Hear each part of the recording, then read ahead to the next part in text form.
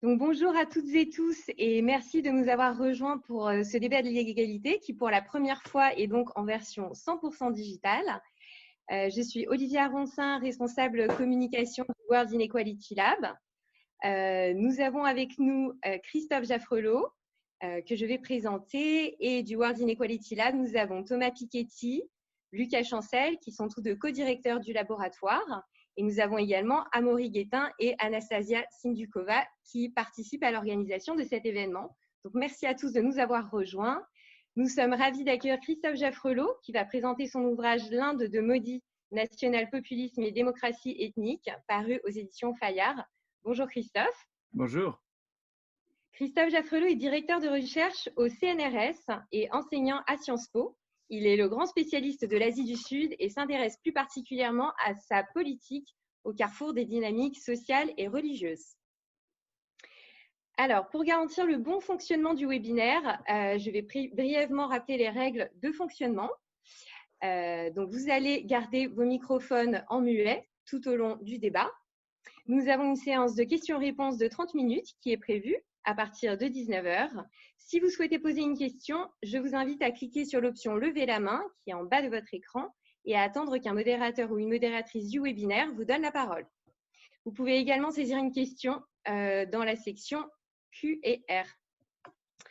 Le débat est enregistré, donc normalement vous n'apparaissez pas en vidéo. Si besoin, vous pouvez également modifier le nom sous lequel vous apparaissez. Enfin, si vous rencontrez des difficultés, notamment techniques, veuillez envoyer un message à un panéliste du débat, donc dans la section Converser qui se trouve également en bas de votre écran. Et quelqu'un vous répondra rapidement pour vous aider. Sinon, vous pouvez également m'envoyer un mail et à Anastasia, nous allons vous mettre tout ça dans la section Converser pour que vous ayez les adresses email pour nous envoyer un mail. Enfin, un petit mot sur la programmation des débats de l'égalité, qui est donc un cycle de conférences organisé par le World Inequality Lab. Le 1er décembre, nous aurons Julia Cagé qui présentera son livre Libres et égaux en voix, qui propose des réformes pour une démocratie plus égalitaire, où la voix de chacun et chacune compte. Et le 15 décembre, nous recevrons Hélène Périvier pour présenter son livre L'économie féministe, pourquoi la science économique a besoin du féminisme et vice-versa.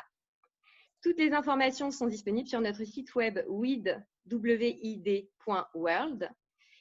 Et vous pouvez également vous inscrire à notre newsletter pour recevoir les invitations. Sans plus attendre, je laisse la parole à Thomas Piketty pour une courte introduction, puis la présentation du livre commencera. Bon débat à toutes et tous. Merci Olivia. Alors effectivement, très très courte introduction. Je vais vraiment laisser la parole à Christophe tout de suite, juste pour dire que ce nouveau livre de Christophe sur la démocratie indienne est vraiment passionnant, donc fait suite à de nombreux ouvrages de Christophe. Je ne veux pas tous les citer, mais il y a notamment La démocratie par la caste qui a été publié déjà en 2005, ou donc il y a 15 ans. Donc c'est la suite des réflexions sur la démocratie indienne, avec évidemment beaucoup de choses qui ont changé aussi sur place. Je voudrais juste dire que nous, on est très nombreux au laboratoire sur l'égalité mondiale à beaucoup nous intéresser à l'Inde. Avec Amaury, on a travaillé sur l'Inde, la structure des électeurs en Inde. Lucas Chancel a été étudiant à GNU Delhi dans un passé pas si lointain lorsqu'il était étudiant et a continué de travailler sur les inégalités en Inde depuis. Mais évidemment, on n'est pas du tout des spécialistes de l'Inde comme les Christophe. Et donc, on est vraiment très, très heureux de t'entendre ce soir. Donc, voilà, je te laisse la parole, donc environ 1 heure, mais voilà, si ça dure plus longtemps, de toute façon, on est là pour t'écouter d'abord, mais c'est bien d'avoir un peu de temps pour les questions quand même ensuite. Donc voilà, merci beaucoup Christophe. Merci à toi et merci à vous tous, à toute ton équipe d'avoir organisé cette séance. Je lis moi aussi beaucoup de vos ouvrages, de vos travaux et celui qui va paraître bientôt, je le sais, au Seuil, sera une pierre de plus dans cet édifice comparatif. Je ne suis pas comparatiste, effectivement, je me concentre sur le cas indien aujourd'hui, mais ce que je vais essayer de faire pour que ça s'intègre le mieux possible dans votre série sur les débats de l'égalité, c'est d'abord essayer d'avoir une approche qui peut être réplicable, qui peut être répliquée à d'autres cas, et puis au lieu de résumer l'ouvrage dans son entier, me centrer sur cette question de l'égalité et de la hiérarchie, un mot évidemment qui est particulièrement chargé de sens en Inde, puisque le pays, la société reste en partie dominée par la caste. Alors, je vais partager mon écran maintenant pour que vous puissiez non pas seulement me lire, mais me comprendre lorsque je fais état de données chiffrées. Et je vais surtout essayer de précisément me concentrer sur les tableaux et les graphiques que j'aimerais vous présenter. Donc, un, un ajustement du titre du livre d'abord, comme je viens de vous le dire, hein, je parle de l'Inde de Modi et non plus de national-populisme et démocratie ethnique, mais national-populisme et inégalité. C'est un des versants de l'ouvrage que je vais mettre particulièrement en valeur. Alors, comme je vous le disais aussi en préface, je cherche à présenter un propos qui puisse s'appliquer à d'autres cas de figure en utilisant le national-populisme comme point d'entrée. Donc, le national-populisme, c'est cette variante du populisme qui a été analysée par Germani, un théoricien du populisme latino-américain dès les années 70, disant « Tous les populismes ne cherchent pas à parler au nom du peuple en entier. Certains ne parlent qu'au nom du peuple des fils du sol, de ceux qui étaient là avant et qui sont en général majoritaires. » Donc, on est sur cette variante du populisme qui est de droite, on pourrait dire cela à la suite de Germani et d'autres, d'ailleurs Laclau y compris, et qui est du coup nationaliste. Alors qui est du coup évidemment un discours identitaire. Un discours identitaire où les marqueurs mis en avant peuvent être la religion, c'est ce que nous allons voir dans le cas indien, mais aussi la langue, la race. Et Dieu sait si les États-Unis de Trump nous ont montré que cela pouvait aussi fonctionner avec un répertoire racialisé. Ce que je cherche à voir aujourd'hui, ce n'est pas en quoi consiste ce national-populisme, mais en quoi c'est aussi une stratégie sociale, et même une stratégie que je pourrais appeler sociopolitique. Thomas Piketty faisait référence au livre que j'avais publié en 2005 sous le titre « La démocratie par la caste ». Le sous-titre était l'évolution sociopolitique de l'Inde du 19e siècle au 20e siècle, parce qu'il y a des rapports de pouvoir dans les rapports sociaux, c'est évident, et en l'occurrence, ils sont absolument impossibles à dissocier les uns des autres, dans ce cas indien qui nous occupe. Donc, ce que je veux essayer de montrer, c'est qu'on est avec le discours national-populiste, avec la politique national-populiste, face à une stratégie de défense de groupes se sentant menacés, qui soutiennent un homme providentiel, qui lui-même prétend évidemment parler au nom du peuple, mais ceci pour maintenir le statu quo social et mobiliser le groupe ethnique majoritaire contre l'autre, en l'occurrence en Inde, le musulman, voire le chrétien, pour, en quelque sorte, gommer les divisions de classe et de caste internes à la majorité qui se sent ainsi menacée, en tout cas à son élite, qui peut mobiliser, y compris les plus pauvres, y compris les plus vulnérables, et ainsi préserver ses positions. C'est cette thèse que je vais essayer de développer devant vous.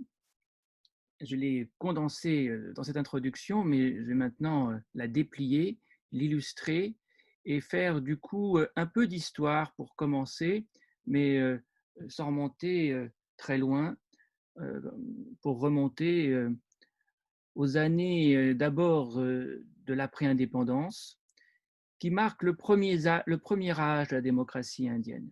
La démocratie, pendant des décennies, va être conservatrice au sens où elle va fonctionner au clientélisme. Des élites composées essentiellement de propriétaires terriens, composées essentiellement de grands marchands, d'usuriers, bien sûr, vont rester à la tête des gouvernements, tant au niveau national qu'au niveau provincial, pendant des décennies, en faisant voter pour eux les paysans, les ouvriers, tous ceux qui avaient besoin d'une protection, qui avaient besoin d'un prêt, qui avaient besoin d'un emploi. On a vraiment une démocratie verticale qui ne va se démocratiser que très progressivement et qui ne va d'ailleurs le faire que grâce à des politiques de discrimination positive introduites par les Britanniques il y a déjà plusieurs décennies, mais très lentes à développer leurs effets. C'est à partir, en tout cas, des années 90 que l'on voit les effets de cette politique se cristalliser en quelque sorte et où on voit se constituer une banque de vote constituée des basses castes qui ont en commun un intérêt bien compris, voter ensemble pour faire bouger les lignes, pour obtenir des quotas dans le cadre de cette politique de discrimination positive. Et ça va marcher. Ça va marcher dans tout le nord de l'Inde. Dans le sud, ça avait déjà été plutôt bien mis en œuvre auparavant, mais le nord pèse beaucoup plus lourd démographiquement, donc politiquement. Et à partir des années 2000, on va voir, même avant d'ailleurs, dès les années 90, en tout cas le milieu des années 90, on va voir s'affirmer des partis représentant ces basses castes, ces castes inférieures, qu'on va appeler other backward classes, les classes arriérées autres que les intouchables, qui sont elles les castes les plus basses. Et ces gens vont prendre le pouvoir à travers tous les États de l'Inde, ou presque.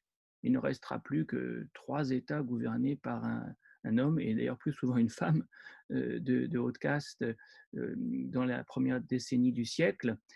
Et c'est ce qui va susciter ce que j'appelle une contre-révolution nationale populiste. Car les élites, notamment en milieu rural, se sentant menacées de déclassement, vont se regrouper derrière le BJP, le Parti nationaliste hindou, pour éviter ce qu'ils appellent d'ailleurs eux-mêmes la Shudra Revolution, c'est-à-dire la révolution des fameuses Other Backward Classes. Les autres classes arriérées sont principalement membres de cette catégorie traditionnelle du système des castes qu'on appelle les Shudras et qui sont les basses castes, les castes de paysans, les castes d'artisans. Et on va donc voir à partir des années 90, ça commence très très tôt, un mouvement de résistance qui utilise le religieux pour désamorcer la montée en ligne de la plèbe des basses castes.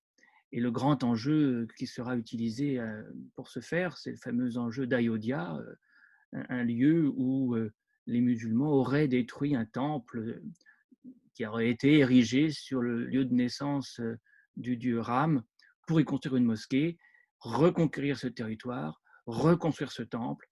C'est le grand objectif des nationalistes hindous pendant des décennies et ils sont sur le point de parvenir à leur fin. C'est ainsi qu'on mobilise pour rallier au-delà de la caste, au-delà de la classe, toute la majorité hindoue derrière un homme, Narendra Modi. Et en 2014, ce stratagème, cette démarche, cette stratégie en tout cas, parvient à ses fins avec l'élection de Narendra Modi. Et les chiffres que je vais vous montrer maintenant sont tout à fait intéressants parce que si vous regardez les colonnes les plus éloignées d'abord, celle de droite pour commencer, vous voyez que alors que les pauvres ne votaient pas beaucoup pour le BJP en 2009, quand Modi rentre en piste en 2014, 24% d'entre eux lui apportent ses suffrages, leurs suffrages, et l'an dernier, c'est 36% d'entre eux qui font de même.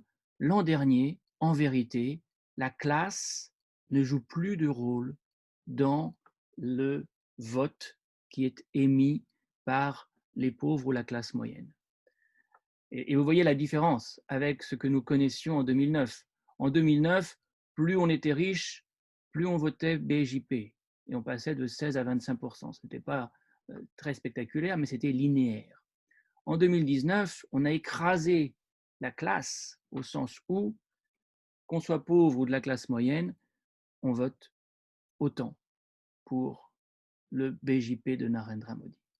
Et ça vaut aussi pour la caste, de même que les pauvres ne votaient pas beaucoup pour le BJP en 2009, les Dalits, qu'on appelle scheduled caste, les castes répertoriées, ne votaient pas non plus beaucoup pour le BJP en 2009, 12%, tandis que les hautes castes, bien sûr, étaient davantage portées sur la chose.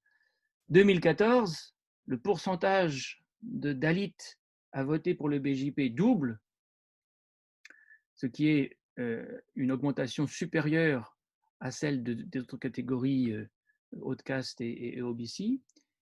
Et en 2019, c'est plus d'un tiers des intouchables, des Dalits, qui votent pour le BJP. Comme si, là aussi, on avait réussi, en quelque sorte, à effacer les distinctions de caste. Le discours de Narendra Modi a fonctionné. Oubliez votre classe, oubliez votre caste, votez en tant qu'hindou parce que vous avez à défendre une identité contre la menace islamique, contre même le Pakistan qui revient sans cesse dans ses discours. Je ne veux surtout pas développer sur le discours nationaliste hindou parce qu'il est très connu. Ce qui m'intéresse, c'est cette capacité que ce discours a eue à transcender des clivages sociaux qui jusque-là étaient structurants. On a réussi à dissoudre, en quelque sorte, les lignes de fracture de la société indienne, en tout cas au moment de passer à l'acte de vote en 2014 et à nouveau en 2019. Alors bien sûr, Modi est aidé en cela, non pas par son discours seulement, mais aussi par le fait qu'il est lui-même de basse caste et que du coup, il peut très bien, et il le fait volontiers, se prévaloir de ses origines, j'y reviendrai, pour appeler les pauvres à voter pour lui. Mais le point important pour moi, c'est de voir en quoi ceci s'est traduit par le retour des hautes castes au pouvoir. Et c'est pour ça que je parle de contre-révolution. J'avais dans l'édition anglaise de la démocratie par la caste utilisé un titre différent, j'avais parlé de Silent Revolution. La révolution silencieuse, c'était l'arrivée au pouvoir, comme je vous l'ai dit, de castes inférieures, soi-disant inférieures, grâce à cette banque de vote qui avait été constituée au nom des quotas dans la politique de discrimination positive. Et bien là, on passe à la contre-révolution, on passe de la révolution silencieuse à la contre-révolution qui se traduit par le retour des hautes castes au pouvoir. Alors, un retour que je m'emploie à documenter. Nous avons constitué avec mes collègues de Ashoka University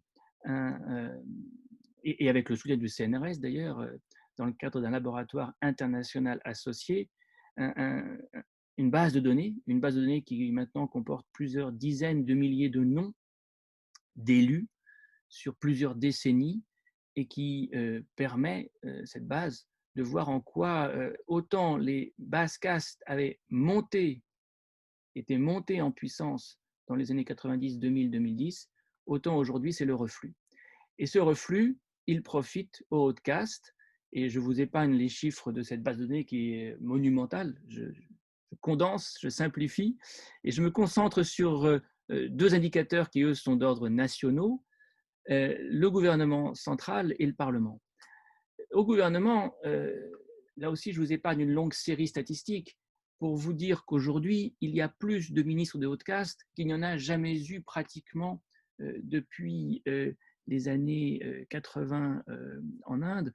47% des 55 ministres sont de haute caste, 13% sont de ce que l'on appelle une caste dominante, c'est-à-dire que c'est une caste qui est à la fois très nombreuse et possède de terres en un pourcentage supérieur à la moyenne. Un exemple de caste dominante pour ceux qui connaissent un peu l'Inde, les Marathas au Maharashtra, les Patels au Gujarat, les Jats en Haryana sont des castes dominantes. Donc, haute caste et caste dominante sont à 60%, ce qui veut dire que les élites qui étaient sur le point de perdre le pouvoir au profit des OBC ont repris la main. Les OBC ne sont que 20% de ce gouvernement, alors qu'ils sont environ 52% de la société indienne. Et d'ailleurs, il est important que je vous dise que les Hauts-de-Caste sont 47% de ce gouvernement, alors qu'elles ne représentent environ que 13% de la société indienne. Quant aux Dalits, les Scheduled Castes, ils figurent à hauteur de 11%, les aborigènes à hauteur de 7%, ce qui est leur pourcentage dans la société indienne. Les Dalits, eux, sont sous-représentés, car ils sont environ 16% de la société indienne. Et puis il y a un musulman et un sikh. Les musulmans sont bien sûr hyper sous-représentés. C'est le musulman de service, si j'ose dire, qui fait le travail de sauver les apparences, car il y a 14%, un peu plus même, de musulmans dans la société indienne. Et là, on n'en retrouve aucun. Au Parlement, rapidement, le retour des Hauts-de-Caste se voit ici avec cette bosse des années récentes. De façon intéressante, d'ailleurs, on voit que les Hauts-de-Caste, qui connaissaient un déclin régulier, qui s'était un peu accéléré à la suite de la montée des OBC, avaient commencé à reprendre du poil de la bête dès 2009. Et ça, c'est un point très intéressant que j'aimerais développer. Le retour des Hauts-de-Caste était déjà en partie préfiguré par les élections de 2009. Mais je ne veux pas rentrer dans ces considérations pour l'instant, ça nous compliquerait un petit peu la tâche. Simplement, ce que vous voyez, c'est que alors qu'on avait l'impression que les OBC en gris sur ce graphique allaient finir par rejoindre les Hauts-de-Caste au Parlement, eh bien, ils ont connu une rechute et proportionnellement, symétriquement plutôt, les Hauts-de-Caste ont connu un regain. Et donc, l'espérance que les OBC puissent prendre le pouvoir s'est évanouie. Et on a donc, c'est pour ça que je parle de contre-révolution, un retour des Hauts-de-Caste au pouvoir, qui est largement dû au BJP. Le BJP est effectivement beaucoup plus porté à donner son investiture à des candidats de Haute-Caste pour les faire élire au Parlement. Vous le voyez là, vous le voyez encore mieux ici. En 2019, 36% des élus du BJP sont de Haute-Caste, tandis que ce n'est le cas que de 23% des élus du Congrès et de 19% des élus des partis régionaux. Et si on ajoute les castes intermédiaires, qui sont en fait des castes dominantes, 15,5% dans le cas du BJP, on refranchit la barre des 50%. Donc c'est bien le BJP qui permet le retour des Hauts-de-Caste au pouvoir. Et c'est pour moi absolument décisif que d'en faire la démonstration, parce que ce que j'ai toujours considéré, c'est que derrière le nationalisme hindou, il y avait une revanche sociale. Il y avait la tentative par des élites menacées de déclassement de sauver leur position dominante. Alors, si on voulait utiliser un vocabulaire postmoderne, on dirait qu'on a affaire au sous-texte, au subtexte. Le subtexte de Hindutva, c'est Elite Revenge. Et ça, je pense que c'est tout de même très intéressant à montrer. D'autant que... On peut voir le slide précédent. Attends, pardon. Parce que ça avait l'air...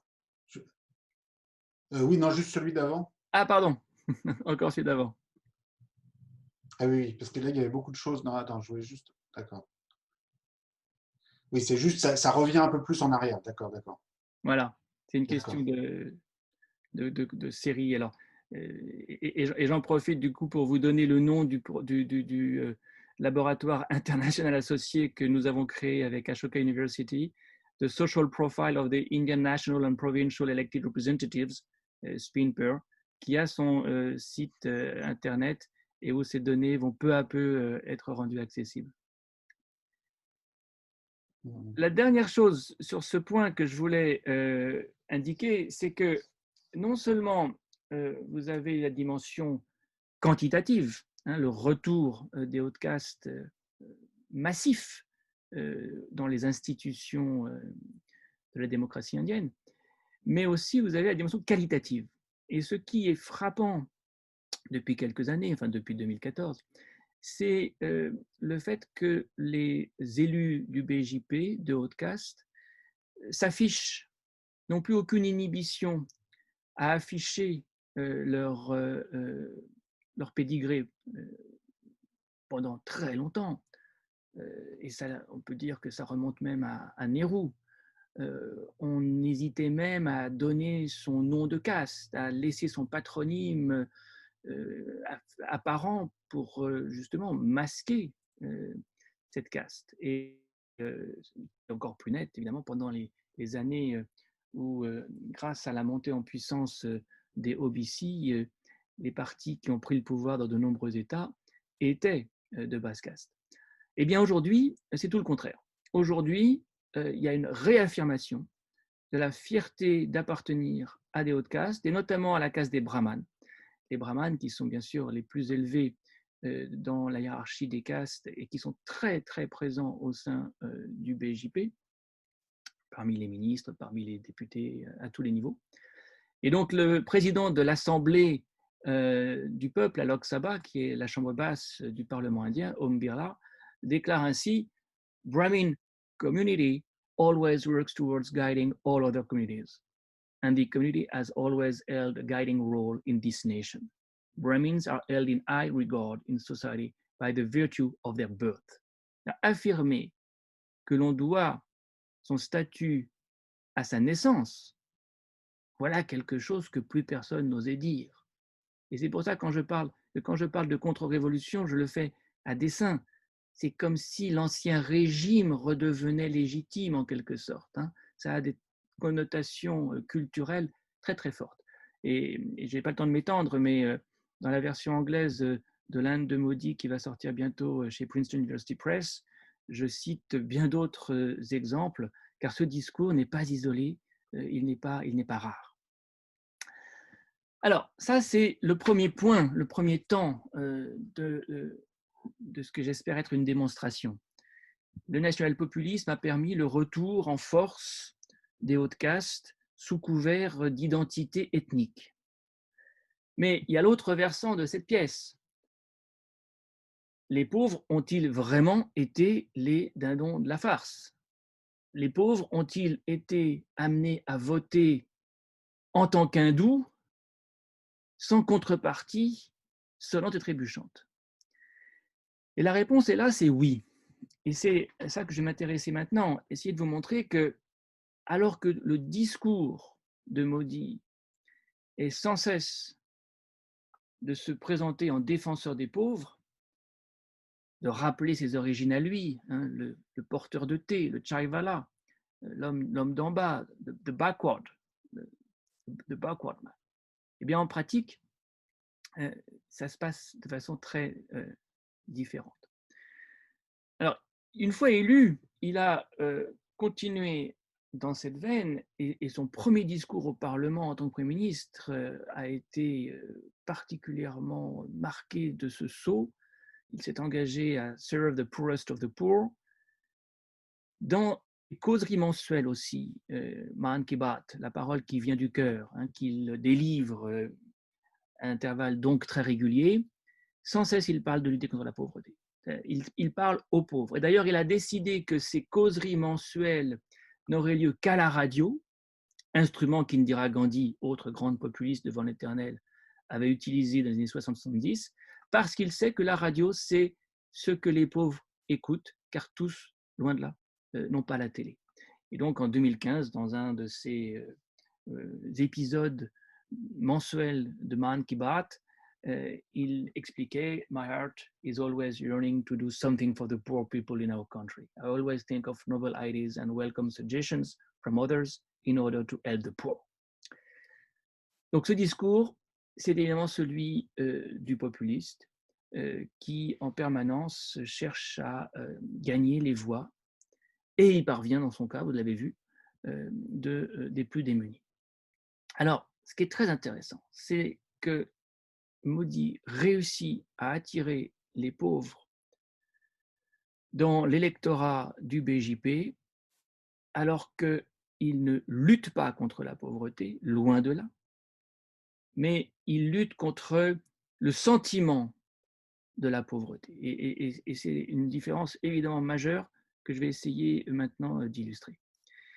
Il ne lutte pas contre la pauvreté, ça se voit tout de suite, parce que de ce point de vue-là, les statistiques indiennes, pour le peu qu'on en ait, car de nos jours, ça devient difficile d'avoir des données, mais celles que l'on a sont sans appel. Et on voit la part des pauvres augmenter dans la société indienne. Je vous donnerai le graphique qui l'illustre le mieux dans la diapo suivante. Mais d'un mot, il faut expliquer. Il faut expliquer pourquoi. Et c'est lié à des politiques publiques qui se sont manifestées dès 2014, à peine arrivé au pouvoir. Narendra Modi en particulier s'en prend à l'une des grandes innovations de son prédécesseur, le National Rural Employment Guarantee Act. Cette loi visait à donner 100 jours de travail à tout foyer rural frappé par le chômage. Modi appelle cela de l'assistanat, alors même, je le répète, qu'il s'agit de travail. Et du coup, réduit l'enveloppe qui a été utilisée au profit de ces gens. Le nombre de personnes ayant travaillé 100 jours chute de 470 000 en 2013-2014 à 170 000 dès 2015-2016. Et il faut toujours utiliser les 2 années parce que l'année fiscale en Inde commence le 1er avril et se termine le 31 mars. Et non seulement il y a de moins en moins de gens à profiter de ce programme, mais le salaire qu'il touche est lui aussi réduit, ce qui, vous voyez, nous met à des niveaux qui sont proches de ce que la Banque mondiale considère comme le seuil de pauvreté, en vérité. Ça, c'est un premier facteur expliquant l'augmentation de la part des pauvres dans la société indienne. Il y en a un deuxième, toujours à propos des campagnes. Les prix agricoles planchers ne sont pas honorés par l'État, contrairement d'ailleurs à la promesse de Narendra Modi. Les prix agricoles sont administrés en Inde et l'État s'engage à ce que sur les marchés agricoles, le produit vendu par le paysan soit payé un minimum. Alors, ça ne sera pas le cas, ça n'a pas été le cas, ça ne l'est toujours pas d'ailleurs. Et cela explique aussi une baisse du revenu paysan qui avait cru sur la période 2008, 2009, 2013, 2014 de près de 7% et qui n'a augmenté de 2014-2015 à 2017-2018 que de 0,6%, ce qui en fait se traduit par une baisse en termes réels. Et c'est une autre explication de l'augmentation de la pauvreté. Alors, cette augmentation, on l'a mesurée grâce à des fuites d'ailleurs, parce que pour commencer, le gouvernement ne voulait pas laisser ces données être accessibles au public. Et donc, ce sont des fuites des statisticiens du National Sample Survey Office qui ont fuité et qui ont révélé que pour la première fois depuis 71-72, la part des pauvres avait augmenté dans la société indienne à cause de la condition des ruraux. C'est les ruraux qui sont les premières victimes, et vous avez compris pourquoi grâce à la diapo précédente, de cette politique et qui du coup font que la pauvreté augmente. Ça se traduit évidemment aujourd'hui par cette courbe assez inédite, mais ce qu'il faut surtout dire, et ça d'ailleurs les travaux de Thomas Piketty et de son équipe le montrent amplement, c'est qu'en fait les années Modi amplifient un phénomène qui est vieux de plusieurs décennies, d'au moins 30 ans. Les écarts s'accroissent en Inde depuis très longtemps. Simplement, il y a eu une accélération, si on en juge par le peu de statistiques que l'on a, de ce phénomène sous Modi. En 2019, le 1% indien détient 45% de la richesse nationale. Il n'en détenait que 38% en 2000. Et en 2019, ce 1% détient 4 fois plus de richesse nationale que les 70% les plus pauvres. Mais il faut le redire, ça n'est pas un phénomène qui date seulement des années Modi. La part de la richesse nationale détenue par les 10% les plus aisés est passée en 25 ans de 35 à 55%, alors que celle des 50% les plus pauvres a chuté de 25 à 15%. Donc, écart croissant qui finalement donne lieu à un retour de la pauvreté de masse. Je ne prendrai qu'un indice parmi bien d'autres. celui du Global Hunger Index. Il a l'avantage d'être cartographié de façon comparative et il met l'Inde en termes d'accès à l'alimentation à des niveaux très bas.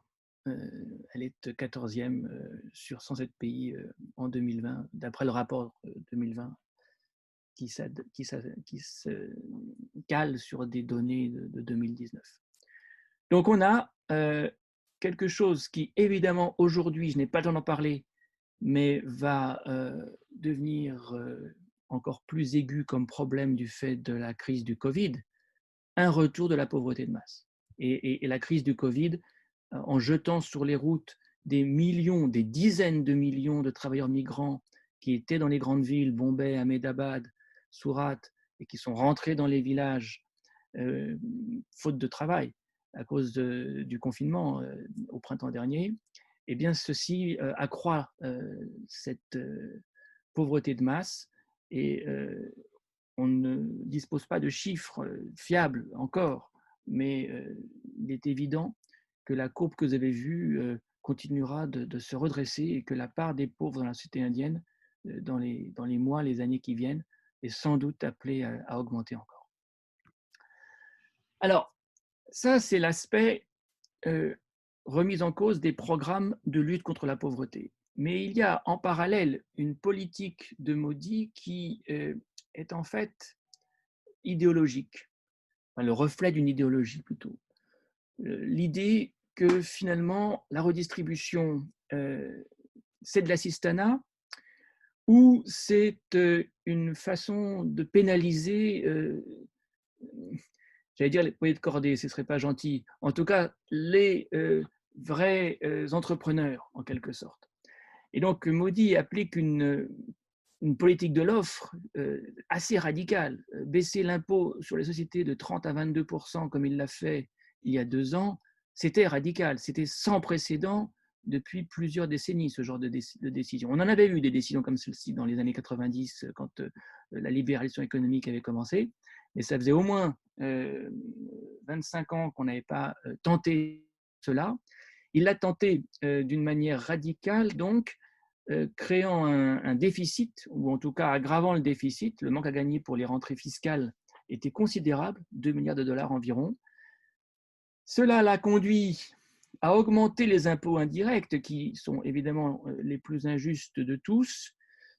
Notamment, il y a une chose très pénible pour les plus pauvres que l'on voit depuis quelques années, c'est l'augmentation des taxes sur les produits pétroliers, qui font que pour remplir son rickshaw, son triporteur, si on veut, un petit taximan doit payer de plus en plus à la pompe. Les impôts indirects, aujourd'hui, c'est 50% des recettes fiscales. Ce n'était que 39% sous le premier gouvernement de Manmohan Singh. Et c'est la seule façon que le gouvernement a trouvé de compenser la baisse des impôts sur non seulement les sociétés d'ailleurs, mais aussi sur la classe moyenne. Je n'ai pas le temps d'en parler, mais la classe moyenne a aussi été épargnée. Ceci creuse un déficit budgétaire qui était déjà très élevé. On est bien sûr, avec la crise du Covid maintenant, au-delà des 12-13%, mais c'était déjà très élevé avant. On était sans doute à 10% en 2019. Et cela, évidemment, a des effets sur les plus démunis parce que les dépenses publiques se réduisent. La part des dépenses de l'État central consacrée à l'enseignement public est passée de 0,63% du PNB à 0,47% en quelques années, et celle des dépenses consacrées à la santé publique a stagné littéralement. Et c'est évidemment l'une des explications des problèmes que rencontrent aujourd'hui les hôpitaux indiens dans la crise du Covid, hôpitaux publics d'ailleurs, plus que privés. Les hôpitaux publics sont dans une situation assez désastreuse dans de nombreuses parties du pays et seuls les riches finalement peuvent avoir accès à la santé. C'est là un des effets induits de cette politique. Alors, comment, dans ces conditions, expliquer que les pauvres, vous l'avez vu dans mes premières diapos, les basse-castes, votent pour le BJP. Bien, c'est le génie des populistes et en ce lendemain d'élection américaine, on voit qu'il n'y a pas qu'en Inde que ça marche.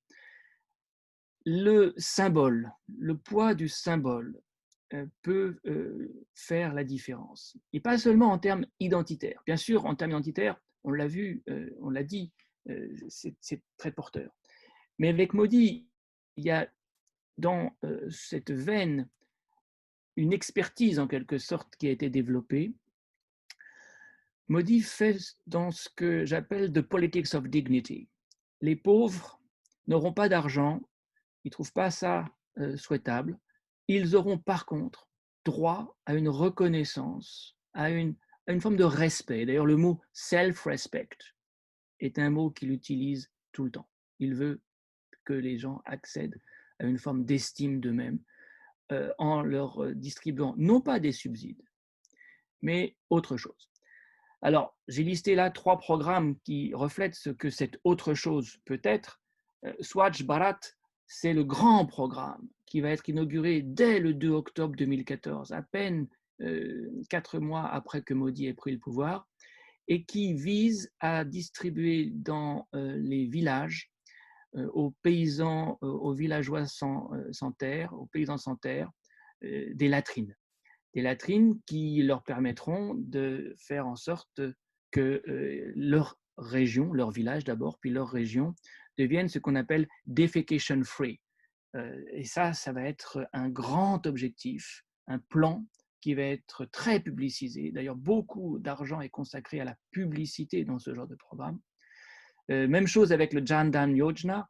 Le Jan Dhan Yojana consiste à donner un compte en banque, une carte de crédit à des femmes, plus que des hommes d'ailleurs, pour leur assurer que c'est là que désormais elles pourront mettre leur argent. Elles n'ont pas d'argent, et c'est là la grande subtilité à mettre sur le compte, mais elles ont un compte. Et l'effet a été considérable, a été une vraie réussite, car on a eu des enquêtes montrant que les bénéficiaires de ces programmes répondaient que l'argent, c'était à eux de le gagner. Et donc, ils avaient le compte, ils en étaient très fiers. Et il fallait maintenant qu'ils trouvent les moyens de mettre de l'argent dessus. Ujjwal Yojana, c'est un peu différent. C'est quelque chose d'ailleurs qui avait été initié par le gouvernement Manmohan Singh. C'est un programme consistant à donner des bonbonnes de gaz aux ménagères les plus pauvres. Et ça a été là aussi très publicisé. Tous ces programmes sont systématiquement associés à la personne de Modi et il y a un jeu de communication hors du commun. Une bonne partie des fonds alloués à ces programmes passent en communication. Et un cadre du BJP, faisant le bilan en 2019 de ces programmes, considère que Ujjwala, Toilets, Jan Dhan are so popular because they offer the poor dignity and they give credit to Modi for these schemes. Et je crois que cette parole est très significative et très révélatrice de cette capacité que le populiste en lequel le peuple a confiance a de distribuer non pas de l'argent, mais de la dignité. Alors, pour conclure, parce que je ne veux pas être trop long et je veux être sûr qu'on ait le temps d'une vraie séance de questions-réponses, donc je m'étais donné comme objectif de finir à 45. J'ai débordé un tout petit peu parce que je voudrais ajouter un point qui demande Alors, quelques… si vous voulez, Christophe, pardon, je me permets de vous interrompre. Vous pouvez continuer votre présentation pendant encore 15 minutes, ce qui nous laissera 30 minutes de questions-réponses. Oui, d'accord. Voilà. C'est comme vous voulez. J'en prendrai un peu moins, mais je vais en prendre une partie, D'accord. car ce point mérite une explication, une explicitation, et si je peux le développer, ce sera avec plaisir. Qu'est-ce que je veux ajouter ici? Je veux ajouter quelque chose qui a à voir avec les effets paradoxaux de la discrimination positive. Si les pauvres votent Modi, ce n'est pas seulement parce qu'ils sont appelés à se sentir hindous avant tout. Ce n'est pas seulement parce qu'ils ils ont eu un compte en banque, même s'il n'y a pas d'argent dessus. C'est aussi parce qu'ils appartiennent à des castes qui sont basses et qui n'ont pas profité de la discrimination positive à l'indienne. Qu'est-ce que c'est que cette discrimination positive à l'indienne? C'est un système qui repose sur la caste. Et certaines castes, OBC ou Dalit, vont en profiter plus que d'autres. Les grandes castes, les castes qui ont les moyens de s'entraider, qui ont un peu plus d'accès à la terre, qui ont un peu plus de bétail, qui ont un peu plus de moyens, eh bien, elles peuvent soutenir l'éducation des enfants davantage. Et donc, quand il y a une sélection à faire pour remplir un quota, eh bien, elles ont un avantage. Il y a un quota de 15% pour les scheduled castes à l'université, dans la fonction publique. Il y a un quota de 27%, pareil, à l'université et dans la fonction publique, pour les OBCs. Mais Dalits et OBCs, ce sont de gros agrégats. Il faut regarder à l'intérieur de ces agrégats. La vraie unité de base, c'est la jati, c'est la caste endogame. Et quand cette caste endogame a les moyens que j'évoquais, a plus de moyens pour éduquer ses enfants, eh bien, elle va remporter la mise dans ces concours internes au sein de ces quotas. Il y a deux très beaux exemples de ça aujourd'hui. C'est les Yadav en Uttar Pradesh et au Bihar, qui sont les OBC dominants. Vous avez, en termes de nombre, quelque chose comme 11% de Yadav, ils ont 10% de Yadav en Uttar Pradesh et plus de 14% de Yadav au Bihar. Bon, ces Yadav ont été les grands gagnants de la révolution silencieuse des années 90. Ils ont remporté l'essentiel des quotas, ils ont rempli l'essentiel des quotas. Et ils l'ont fait aussi parce que leur leader avait pris le pouvoir au sein des États. Mulayam Singh Yadav a gouverné de 89 pendant 10 ans ou presque, et son fils a pris le relais en 2012. Donc, il y a, et au Bihar, c'est les mêmes partis Yadav qui ont aussi gouverné des années 90 aux années 2010. Bref, ils ont été les grands gagnants et ils ont remporté et ils ont pris l'essentiel des emplois sous quota.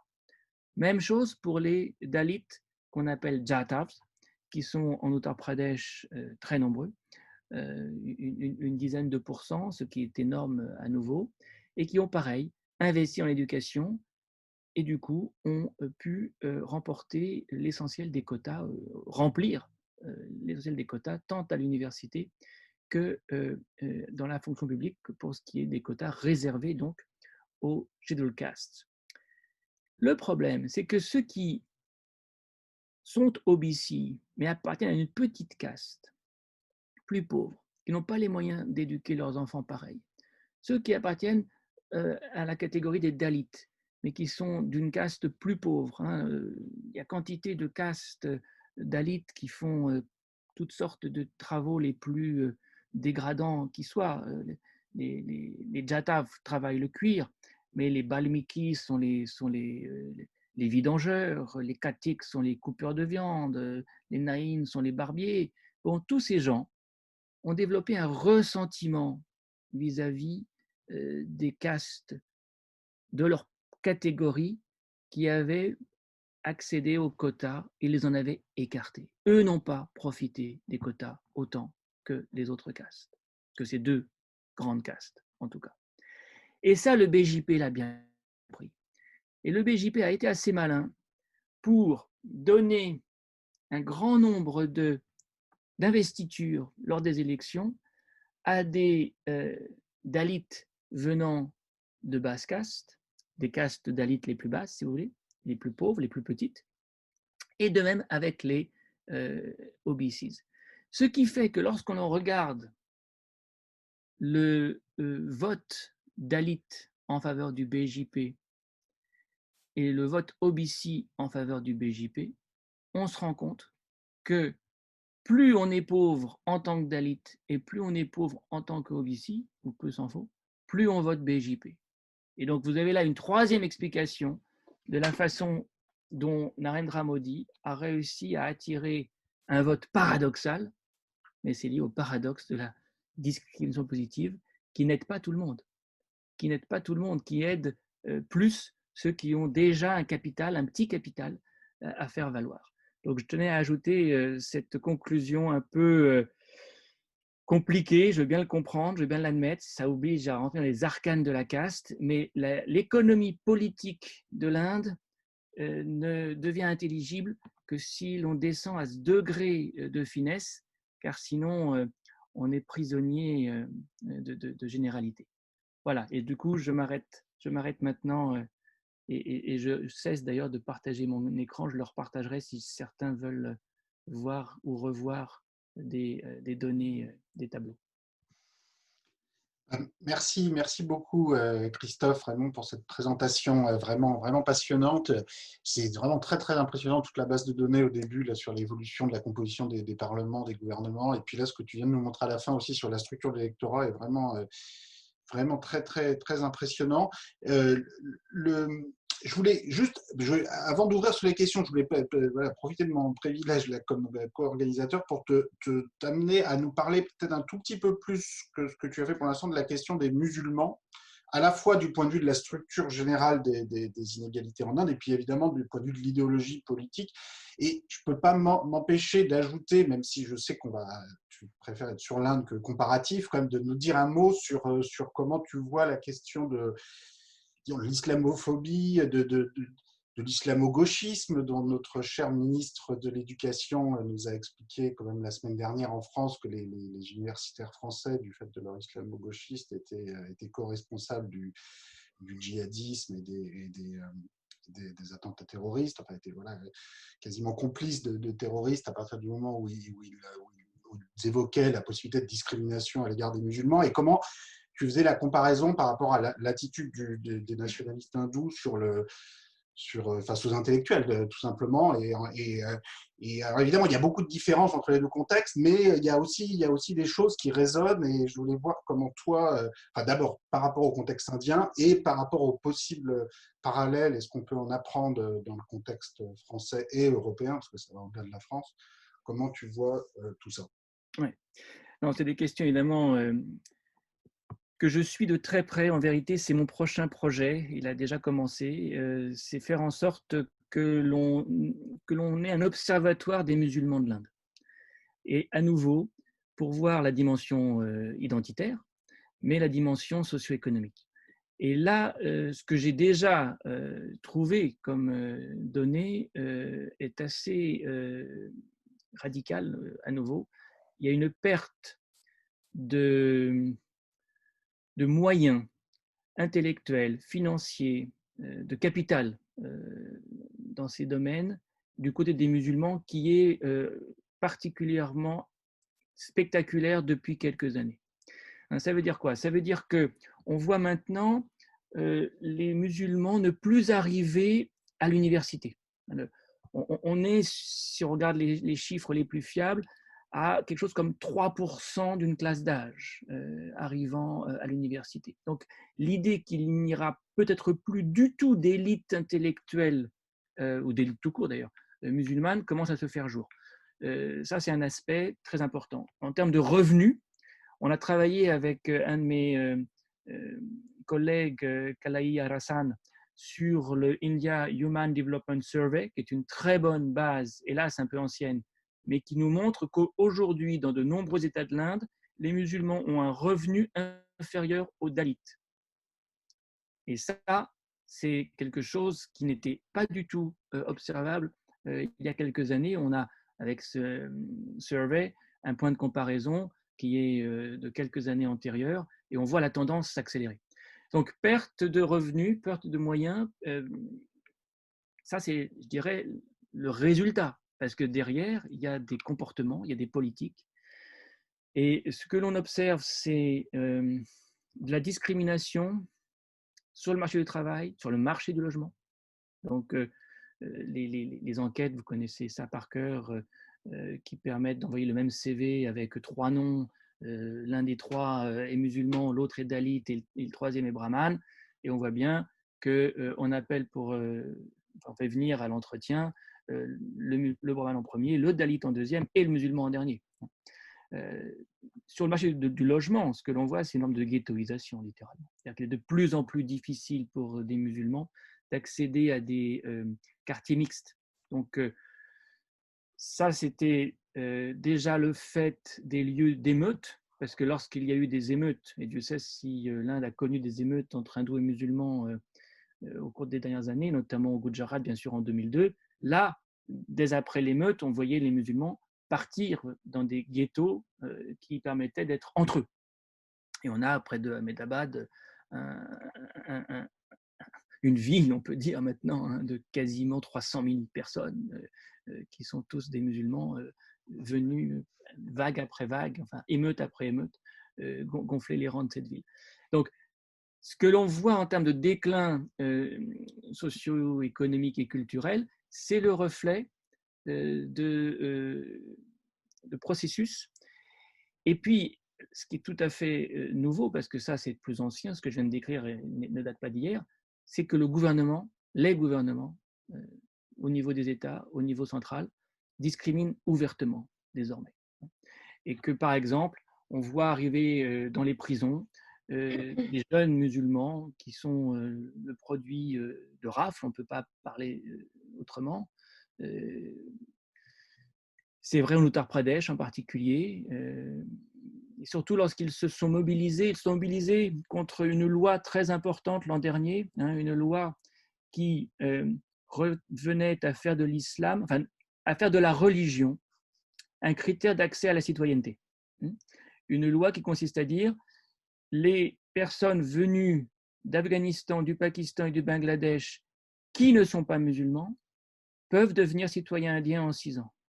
Ceux qui sont musulmans deviennent en quelque sorte des sans-papiers et ont vocation à quitter le territoire. Alors ça crée une vraie panique au sein de musulmans qui étaient là depuis des générations, mais qui se sont demandé si les papiers en question n'étaient pas dans leur portefeuille, qu'adviendrait-il d'eux ?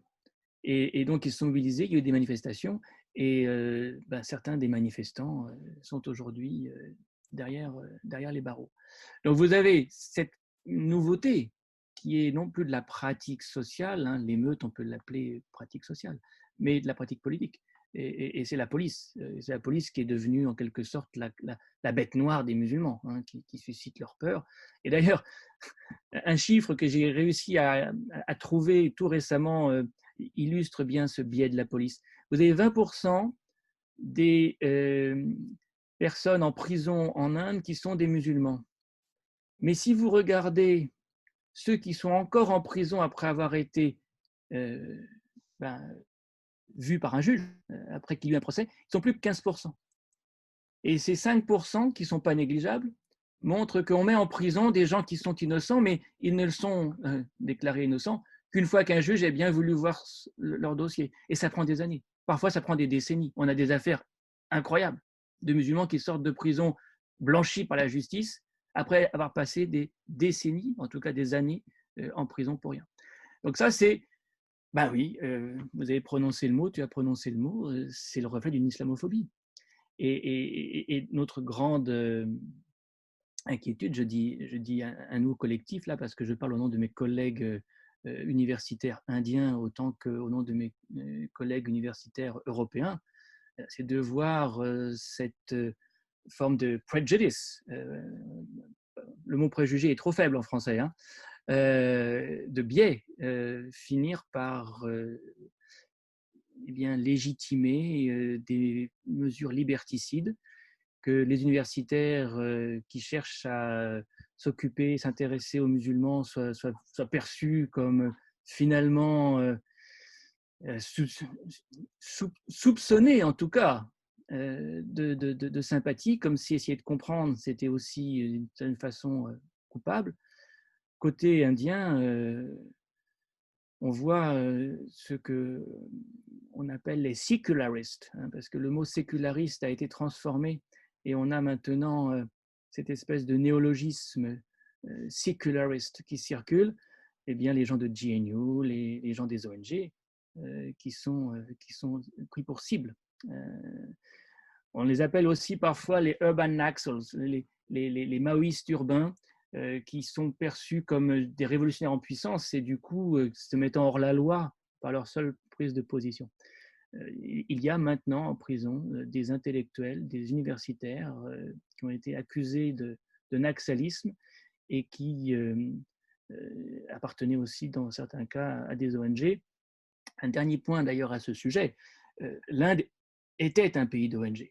Dieu sait si c'est un pays où la société civile avait pris les choses en main, pour l'éducation, pour les soins, pour toutes sortes de choses. Aujourd'hui, pour éviter qu'elles gardent un poids trop important, ces ONG, on rend très difficile l'accès à des fonds étrangers.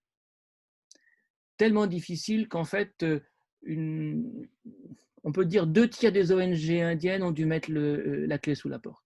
Et qu'en gros, on est passé de 30 000 ONG en Inde à environ 10 000. Ce n'est qu'un exemple. Maintenant, le problème va se poser pour aussi les universités. Les universités qui reçoivent de l'argent de l'étranger, qui ont des contrats étrangers, vont aussi avoir beaucoup plus de mal à y parvenir. Ça, c'est un système. Hein. Tout ça, ça fait système. Merci, merci. Merci beaucoup. Olivia, comment on fait pour les questions? C'est toi qui t'en occupes ou comment? Voilà. Alors, ce que je vous propose, c'est que je vais vous lire les questions. Là, par exemple, on en a 2 et puis vous y répondrez. Ensuite, je vous donne les suivantes.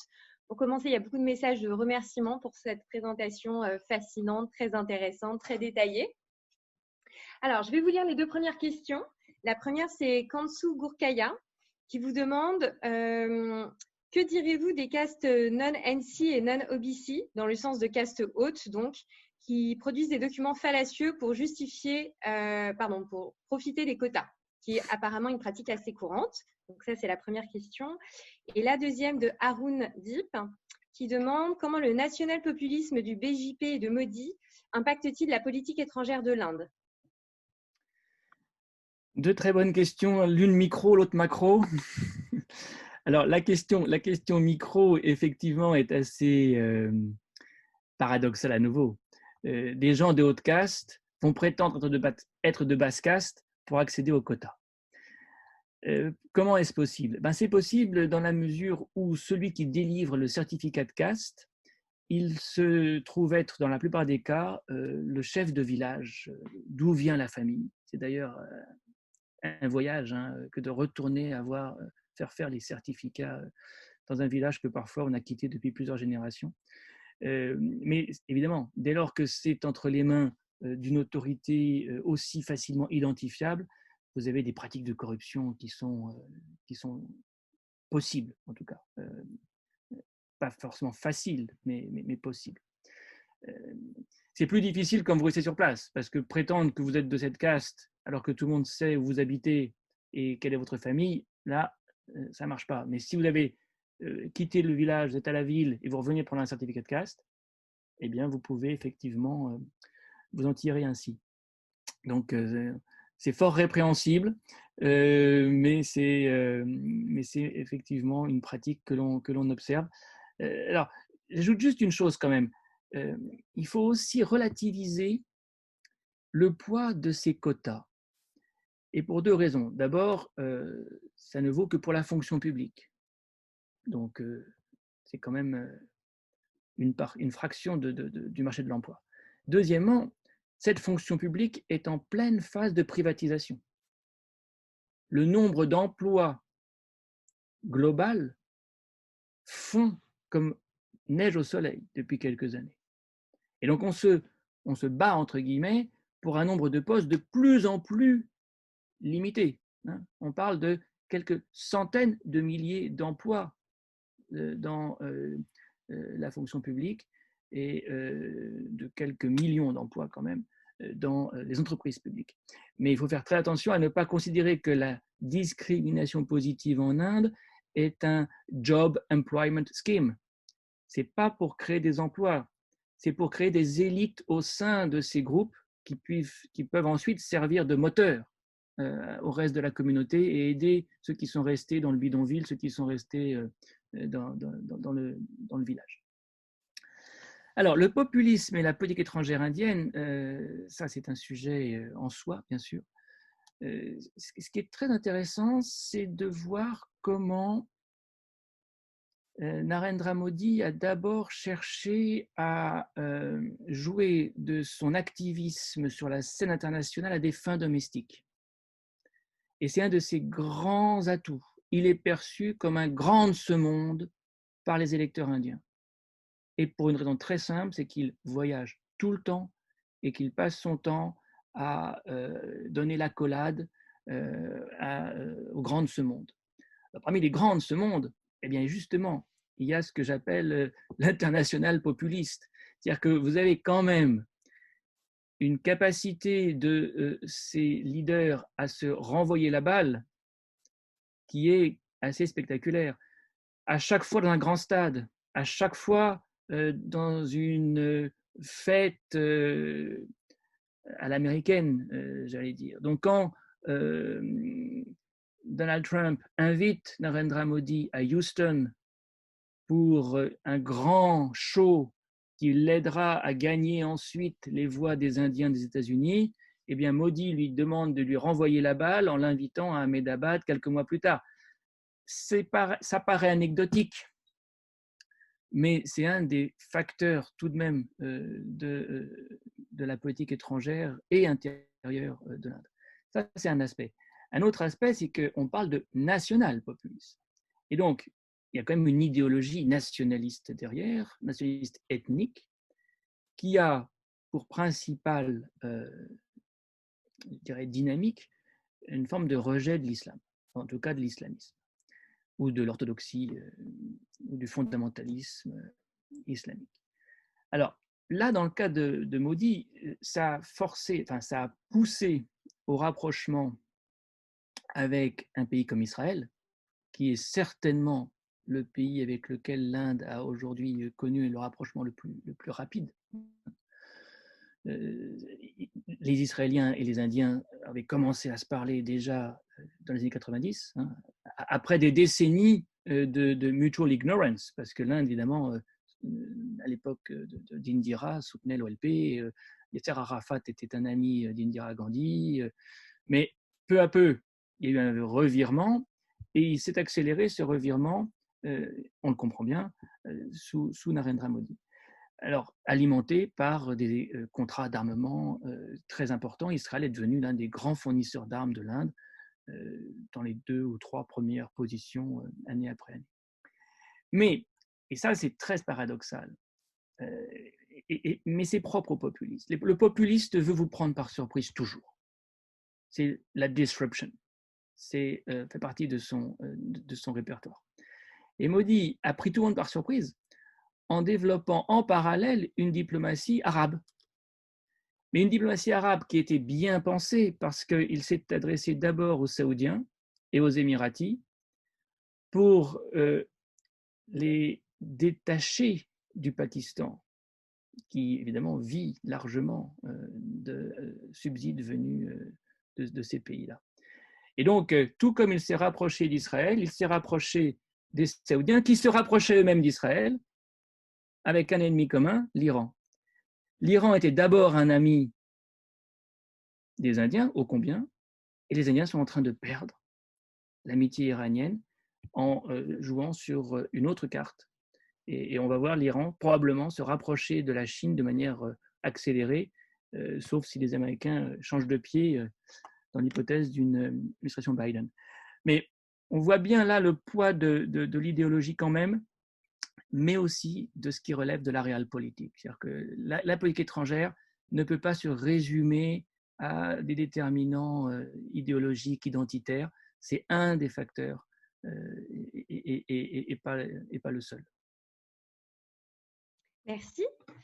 Alors, nous avons une question de Camille Balcou sur les inégalités de genre. Le gouvernement, par ses programmes qui visent beaucoup les femmes, s'assure-t-il un électorat féminin? Oui, ça a été un des atouts que Modi a mis en avant lorsque j'ai parlé de cette Politics of Dignity. Je vous ai dit que le Jan Dhan Yojana et puis aussi le Ujjwal Yojana, donc ce programme consistant à donner un compte en banque et une bonbonne de gaz, c'était une façon de se relier, comme on dirait en anglais, to relate to women, hein, d'avoir une voie de communication directe avec les femmes. Et lui-même me dit, on a évidemment fait des tonnes, comme toujours, en disant, j'ai trop vu ma mère pleurer au-dessus du four qu'elle alimentait avec de la bouse de vache ou du bois. Je veux que les femmes indiennes puissent rester dans leur cuisine grâce à une bonbonne de gaz et à une gazinière. Donc, oui, ça a eu un effet, mais vous le voyez, on reste dans le répertoire, je dirais, symbolique, en tout cas émotionnel, parce que par ailleurs, ce que les statistiques nous disent aujourd'hui, c'est que le sous-emploi des femmes n'a jamais été aussi marqué et que vous avez même maintenant de la part des diplômés, une autocensure considérable. Elles n'osent même plus, elles ne font même plus la démarche de chercher du travail. Et c'est d'ailleurs pour ça que le chômage n'augmente pas plus que ça, parce que vous n'avez pas parmi les demandeurs d'emploi un plus grand nombre de femmes, vous avez un moins grand nombre de femmes qu'auparavant.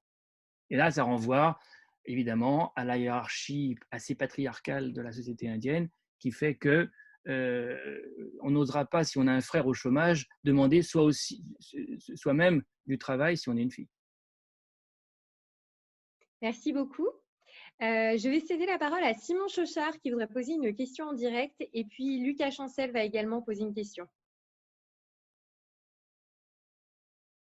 Simon Chauchard, Voilà, je suis là. Merci. Super. Merci Christophe et bonjour tout le monde. Oui, je voulais, pour cette présentation passionnante. Donc ma question, c'était un petit peu pour agir aux multiples pistes que je vais dire que tu as posées pendant la présentation. Pour expliquer le succès du BJP, en fait. Et il y a quelque chose dans ce que tu viens juste de mentionner qui relève du style politique, de l'acuité, d'une certaine personnalité, en fait, politique. Et puis après, il y a d'autres choses qui relèvent de stratégies politiques plus traditionnelles, que soit le clientélisme, soit l'idéologie avec le côté hindou-dva. Donc, c'était un petit peu pour te pousser à nous préciser un peu laquelle de ces choses tu penses être la plus importante. Voilà, c'est tout. Merci. C'est une excellente question à laquelle on ne peut répondre que de façon un peu contre-intuitive ou contrefactuelle. Moi, ce qui me frappe, c'est que le BJP, avec la même idéologie, n'a jamais réussi à franchir les 20% des voix jusqu'en 2014. Et en 2014, il franchit cette barrière et puis continue à progresser, chose qu'on ne peut guère expliquer, en tout cas en partie, qu'à cause du style que Modi aura introduit dans ce parti politique. Moi, je pense que le BJP courait après un leader qui soit un leader plébéien, qui lui permette de briser le plafond de verre qui en faisait un parti de haute caste. Et Modi, il permet ça. Il permet ça parce qu'il n'est pas de haute caste, évidemment. Et il permet ça parce que son style est justement celui du populiste. Alors, je vais utiliser un mot totalement galvaudé et à mon avis mal interprété. Modi a du charisme, mais il a du charisme, comme Weber le dit, parce qu'il est exceptionnel. Ce qu'il fait est exceptionnel. Et en Inde, atterrir avec un biplan sur la rivière où on va donner son meeting électoral, retirer 86% de la masse monétaire en une nuit et priver tout le monde de monnaie au sens propre du terme, frapper le Pakistan avec un avion de chasse à Balakot comme personne ne l'avait fait depuis 1971. La liste des hauts faits qui marquent les esprits est considérable. Et Weber le dit, le charisme, c'est non pas quelque chose de bien, quelque chose de mal, c'est quelque chose d'exceptionnel. Et ça, c'est un leader qui, à mon avis, leur est apparu comme exceptionnel. Donc les deux choses, la capacité à apparaître comme un homme du peuple, qui peut être anti-establishment quand les Rahul Gandhi et autres, hélas, leaders du Congrès sont perçus comme l'establishment traditionnel. Et d'un autre côté, la capacité à frapper les esprits en défendant la communauté hindoue contre les menaces qui pèsent sur elle, ça c'est ce que lui a apporté au parti et personne n'avait osé le faire avant. Et du coup, la question d'ailleurs, c'est, après lui, qui ? Le parti a été totalement décimé au sens où il a fait tomber toutes les têtes de ceux qui étaient là avant et qui pouvaient lui faire de l'ombre. Et aujourd'hui, si le BJP perd son leader, il a de fortes chances d'avoir de grandes difficultés. D'ailleurs, les sondages, tu le sais, Simon, disent si ce n'était pas Modi qui était le candidat du BJP, je n'aurais pas voté pour lui, enfin pour le parti. Plus de un tiers des électeurs du parti disent ça. Si le BJP perd un tiers de son électorat, il retourne dans l'opposition. Enfin, je pense qu'il aura du mal à faire des coalitions parce que Modi, c'est aussi quelqu'un qui a coupé les relations avec les partenaires du BJP en grande partie. Donc, il y a un facteur personnel qui, je pense, mérite quand même d'être pris au sérieux. Il a donné le plus vote. Le plus vote, il a rallié ces gens de basse caste, ces pauvres, qui ont permis de franchir, de briser le plafond de verre et d'arriver à 37% des suffrages. Merci beaucoup. Alors, il y a Lucas Chancel qui avait une question. Alors déjà, merci encore Christophe pour la présentation et tous les travaux qui l'entourent. Ma remarque, ma question va un peu dans la suite du dernier échange et notamment sur le point de… Bon, dans l'explication qui est faite du succès du BJP et notamment auprès des basses castes, bon, donc il y a le rôle de la personnalité de Modi qui est très forte, il y a la réponse à ce paradoxe du soutien des basses castes par la redistribution de la dignité. Mais est-ce qu'on peut revenir un peu quand même sur l'absence ou les carences de ce qu'il y avait avant et des politiques menées par le Congrès, par les oppositions actuelles? Dans quelle mesure est-ce que ces échecs politiques-là, ou l'absence de résultats suffisants, donc on a parlé du Employment Guarantee Act, mais bon, peut-être qu'on peut aussi penser que c'est une avancée, mais qu'elle est maigre par rapport à l'étendue des problèmes de pauvreté en Inde. Donc, dans quelle mesure, en fait, ces échecs-là contribuent aussi au succès du BJP qui va remplir, en fait, un vide? Il y a un appel d'air et le BJP remplit ça. Et du coup, la question, c'est aussi sur la suite, c'est finalement comment les oppositions peuvent reconstruire un socle, une stratégie politique électorale qui, même si Modi restait en lice, pourrait éventuellement arriver à revenir dans un jeu, dans une compétition, ce qu'il n'a vraisemblablement pas réussi à faire jusqu'à présent. Oui, non, tout à fait. Alors, ça, c'est une des interprétations additionnelles qu'on peut mobiliser. Le BJP et Modi sont là par défaut, parce qu'en face, il n'y a personne. Alors moi, je suis très circonspect de ce point de vue-là, parce que je pense que c'est vrai, mais c'est vrai parce qu'on a fabriqué une image de Rahul Gandhi. C'est vrai parce qu'on a démoli ce que le gouvernement de Manmohan Singh avait réussi, et on l'a démoli à coup de désinformation, et ça c'est un élément alors là qu'il faut absolument verser comme pièce au dossier. La désinformation se porte mieux en Inde que nulle part ailleurs, sans doute. Même aux États-Unis, je pense qu'on ne fait pas aussi bien. Donc vous avez là tout un cocktail. Il faut si vous m'en laissez le temps, faire l'inventaire des pièces. Si on regarde ce que le gouvernement de Manmohan Singh avait réalisé en 10 ans. Certes, il a fini essoufflé, pour ne pas dire plus. Les 2 dernières années ont été particulièrement difficiles. Mais quand même, le NREGA, c'est peut-être pas grand-chose, mais c'est quand même ce qui a sorti, quand même, en 10 ans, 170 millions de personnes de la pauvreté. C'est-à-dire qu'entre 2006 et 2014, l'Inde sort de la pauvreté un nombre d'Indiens qui sont en train d'y retourner littéralement, si les projections d'Oxfam sont réelles. C'est ce qu'on va revoir retourner dans la pauvreté à l'issue de la crise du Covid. Mais c'est une vraie réussite, ça. Et ça n'est qu'un aspect des choses. Si vous regardez l'aspect plus, je dirais, société civile, le Right to Information. Le Right to Information Act, et ça, c'est quelque chose que l'Inde a, je dirais, apprécié à sa juste valeur, parce qu'avoir accès à l'information qui permet de savoir pourquoi telle décision a été prise par l'administration, pour seulement 10 roupies de dépôt, tout le monde remplit des formulaires du Right to Information Act. C'est le droit à l'information dans une société où la bureaucratie est particulièrement opaque. The right to education, the right to food. Vous avez pendant 10 ans un effort pour tenir ensemble la libéralisation économique et une forme de social-démocratie. Et c'était quand même la voie la plus prometteuse. Et de fait, l'Inde a marqué des points.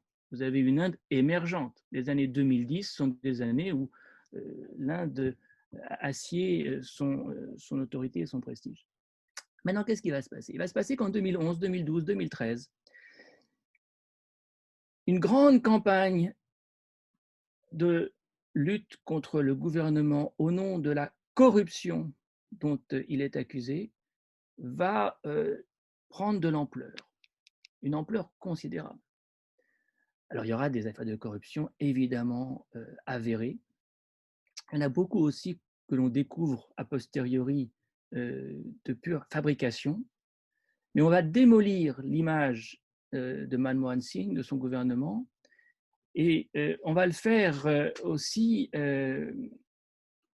pour des raisons assez secrètes, assez difficiles à prouver.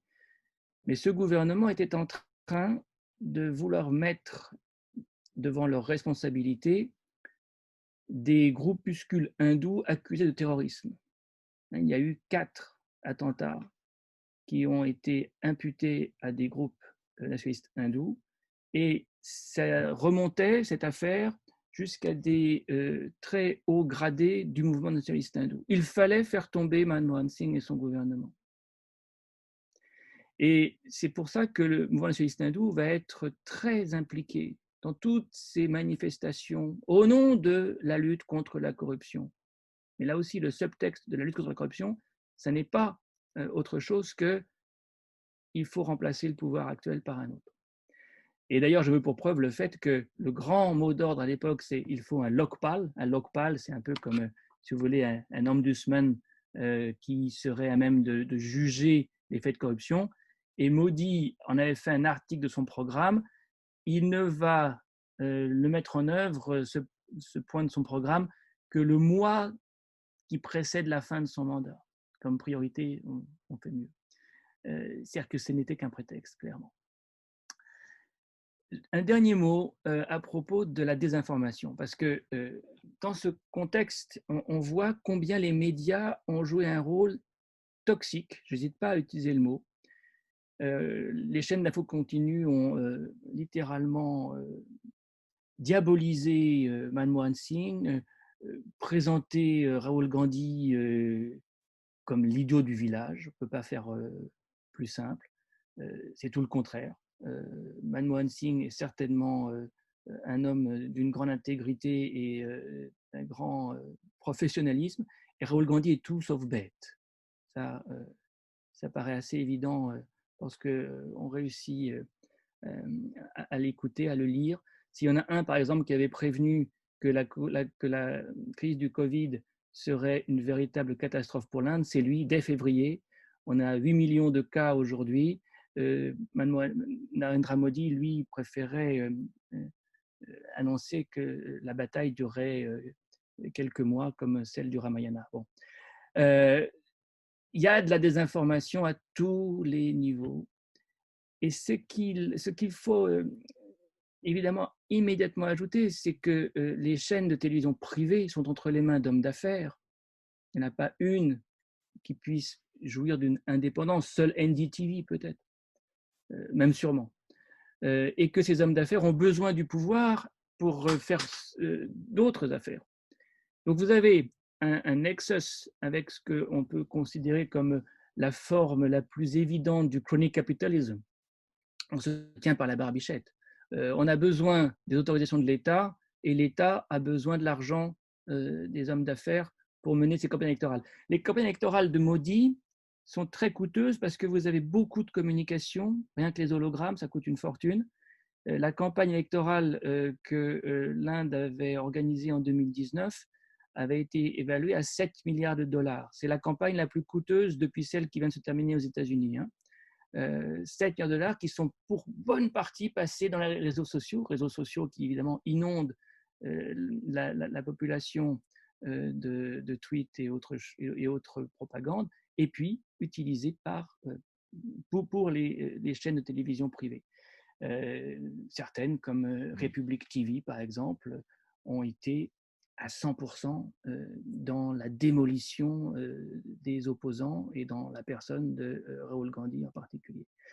Donc, je veux bien, pour revenir à la question, admettre que l'on considère qu'aujourd'hui, Modi est là par défaut, mais je tiens à expliquer pourquoi. Et je pense qu'il faut comprendre pourquoi l'opposition s'est trouvée décimée. Elle s'est trouvée décimée par un bulldozer avec des moyens financiers colossaux. C'est déjà admirable. Moi, je trouve déjà admirable qu'ils réussissent encore à remporter quelques États. Ça veut dire que quand ce n'est pas Modi qui est le candidat, eh bien, le BJP a perdu quand même en popularité. Qu'il ait perdu le Rajasthan, par exemple, le Pendjab, le Chhattisgarh, le Jharkhand, il ne remporte plus d'État depuis 2017 tout seul. C'est fini.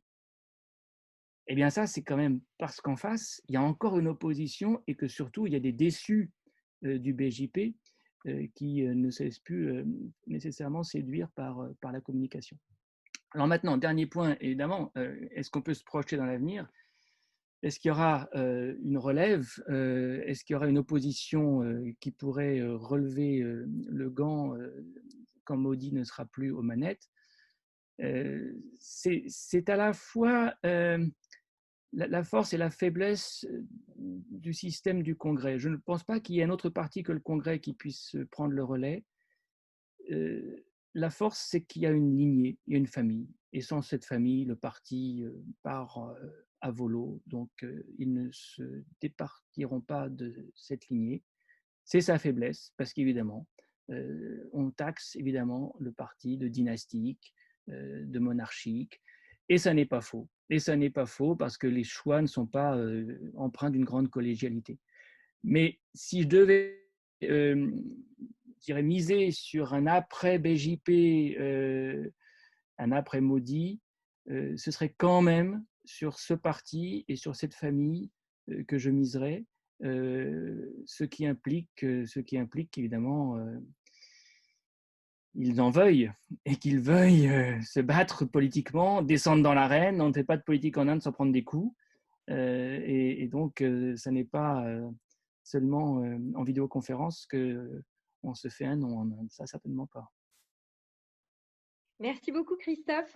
Alors, il est 19h31. Nous avons une dernière question, mais si vous avez le temps, d'Anoun Band. Je ne sais pas comment ça se prononce. Est-ce que tout le monde a le temps ? Oui ?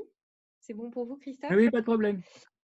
Alors, ce qui nous a envoyé 2 questions dans le chat et là, il a demandé à prendre la parole. Donc, le voici. Par contre, Anoun Ban, je vais vous demander, s'il vous plaît, de faire une question assez courte pour qu'on ne déborde pas trop sur le temps imparti.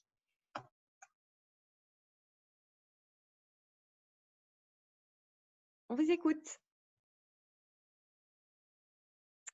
Alors, bon, il n'a pas l'air d'être à son micro, donc ce que je vais faire, c'est que je vais vous lire la question puisqu'il l'a envoyée par écrit.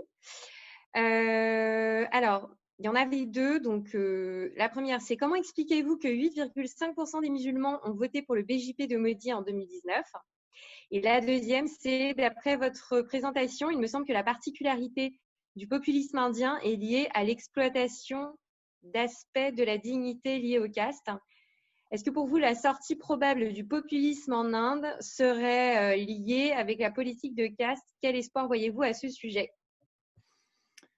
Alors, la première question est plus facile que la deuxième, et je vais essayer d'être bref sur les deux quand même. Pourquoi est-ce que des musulmans votent BJP ? Parce que vous avez trois facteurs parfois qui se conjuguent ou qui se succèdent. Le clientélisme. Vous êtes un peu prisonnier d'un patron dans un bidonville, dans un village. Si celui qui vous protège, qui vous donne un job, vous fait vivre, est un candidat du BJP, vous le soutiendrez quand même. Deuxièmement, vous avez des musulmans qui appartiennent à des sous-ensembles que le BJP considère comme, j'allais dire, de bons musulmans. Bon, les chiites, les Bohra, les Khoja, ceux qui sont les fidèles de l'Aga Khan, donc des castes marchands dans l'occurrence, qui se sont convertis à l'islam.